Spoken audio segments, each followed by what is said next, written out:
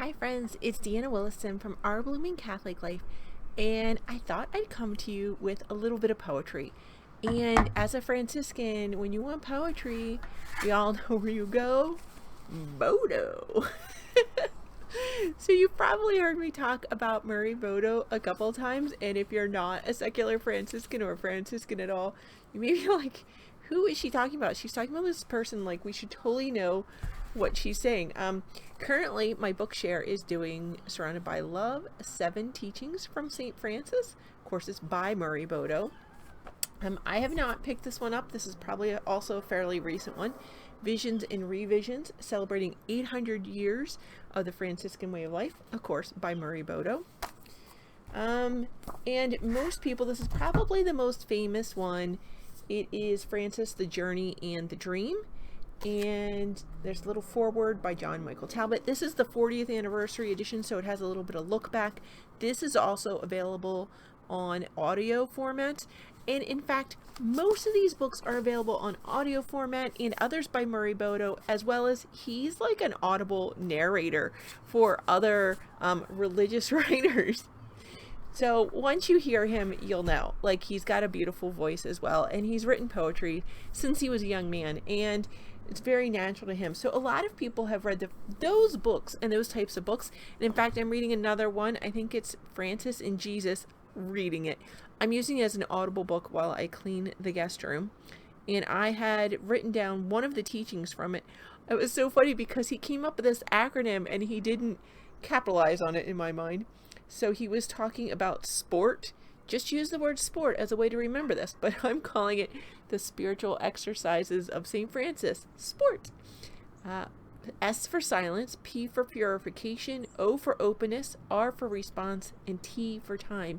And in that book, which is fairly short, it's only a couple hours audio, he's going through those step by step and guiding you, not just how you can do it, but also giving you the example of how it was in St. Francis's life, and often how it has been in Murray Bodo's personal life.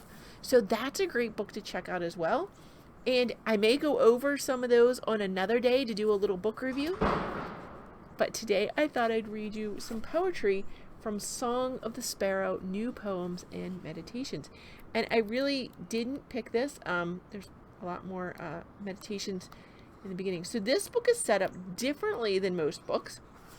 In the contents, we have autumn, and then there's a number of selections for autumn, and then winter, spring, and summer, and then a little afterwards. So since we're in spring, let's see, wait, we didn't walk and see if there's anything in the back. Is there anything at the back after summer? There is just a little bit of talk about a little essay on poetry at the back and a tiny little afterward. Okay, so let's go to page 83 and look at some springtime.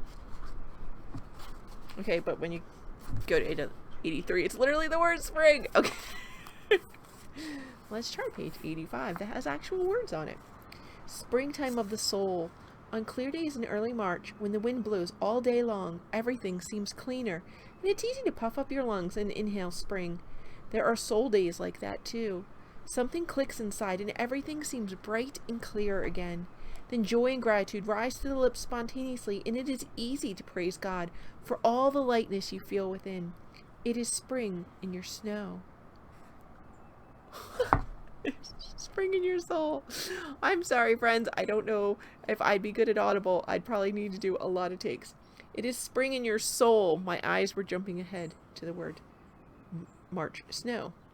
An indignant robin ruffles her feathers and broods darkly over Ohio weather that surprised her with snow on her comfortable perch. Sparrows aren't so indignant to snow. March wind. The wind is back, suddenly without warning. It blows through the mind. Will it clear the clouds or only chill the air and bring a fresh pall of snow? God is as close to us as we are to ourselves. We reach out to God and go on pilgrimage and search for God in other people. And all along, God is closer to us than anything or anyone or any place where we are trying to find God. One reason we might not be able to find God in ourselves is that we are out of touch with our true selves. We are uncomfortable with who we are, And until we learn to love ourselves, the search for God wearies us, and we are constantly being frustrated. The paradox in all of this, that we cannot set out deliberately to love ourselves in order to find God. We have to lose ourselves by giving up the search for God and for ourselves, and direct our lives towards the poor, the sick, the prisoners, the hungry, and the thirsty. That in itself sounds like an insanity to anyone who hasn't experienced the futility of trying to find oneself and God any other way. The other paradox is that we lose ourselves to find ourselves through others, but we need solitude to do that. We need to have human relationships, but we also need breathing space from others. There's a balance here somewhere, which only the Spirit of God reveals to us once we let go a little and learn to hold ourselves and others more gently. If we hold on too tightly, we and others and God will all slip through our fingers and become remote. God is as close to us as we are to ourselves and to others. When we hold ourselves gently, it is easier for what we really want to follow. Beach. Bodies huddled together on the beach, so far from one another's reach. How often in prayer we keep coming back to ourselves, our own worries and concerns, and forgetting altogether the one we're talking to and listening for. And friends, there's much more here, but that gives you a flavor of Murray Bodo's poetry. It's not just poetry, is it? It is a spiritual journey. Again, this is from Song of the Sparrow, New Poems and Meditations by Murray Bodo, OFM. And they are lovely. In even that he's connected multiple poems into a teaching. He actually does have Song of the Sparrow is in spring. It's on page 94 and 95. And then it slips into Spring Rain, and then For a Nun. I'm not even going to tell you that. And so it's just interesting. He goes through and he journeys throughout the year, as well as throughout his life and our lives, and our journey to do that, to both go into silence, to find ourselves by losing ourselves, by caring for others, which is where we find Christ, which is what we were looking for all along. Such beautiful teachings. Again, this is Murray Bodo. I think he also does pilgrimages at Assisi. So we can't do that right now, but through his books we can. So if you're shut at home and you're just having trouble with prayer, there's right now, it's so funny, in the beginning it was such a beautiful opportunity, and now so many people are overwhelmed by prayer. And yet I hope that we get so full up and so used to the language of prayer and praying constantly that when we do get sick, because most of us will, we'll have that to fall on back onto, right? That new habit of praying constantly. And if we have lovely books like this already by our side, I just think that that's going to be something beautiful that will bless us in that time when maybe we can't focus on much, but a little book of poetry might be just the thing to get us through this.